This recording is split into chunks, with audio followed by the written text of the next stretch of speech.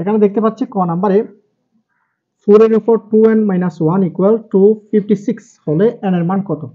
তো একদম ইজি একটা ম্যাথ, আমরা ম্যাথটা করব, সলিউশন করব। ক নাম্বার দেখতে পাচ্ছি 4 এর উপরে 2n - 1 ইকুয়াল টু 56 অর্থাৎ 256।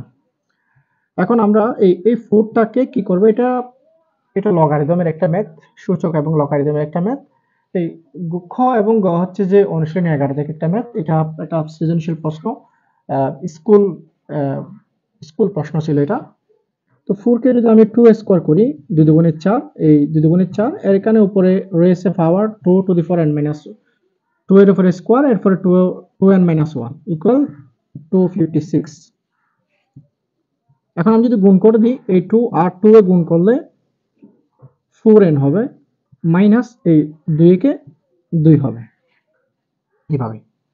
তারপর এখানে 2 এর উপরে, এখানে যেহেতু বৃত্তি 2, আমি এখানে বৃত্তি বানাবো 2 বানাবো, সেহেতু এই 2 এর উপরে 256, সেহেতু আমি যদি 2 এর উপরে কত দিই, আশা করি 2 এর উপরে যদি আমি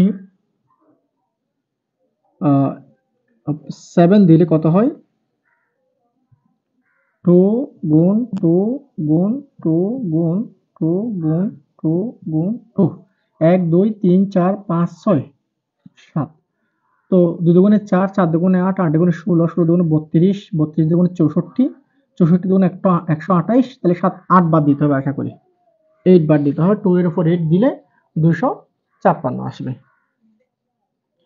এখন আমরা এই 2 কাটা দিতে পারি, সেহেতু আমরা পাই কত, 4n - 2 = 8।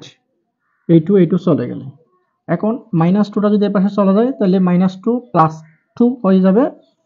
দ্যাট মিন্স আমরা 4n সমান পাচ্ছি কত, এইটা 2 যোগ করলে 10 হবে, বা n এর মান আমরা 10/4 পাবো। কাটাকাটি করলে 5/2 আসবে, আসবে আর কি। -2টা যদি পাশে চলে যায়, 8 + 2 ইকুয়াল হচ্ছে 10, অর্থাৎ n এর মান হবে আমাদের 10/4। এই হলো আমাদের ক নাম্বার ম্যাথটা। এরপরে আমরা খ নাম্বার ম্যাথটা একটু সলিউশন করব। আশা করি তোমরা ম্যাথটা বুঝতে পেরেছো, তোমরা একটু নোট করে নিবে।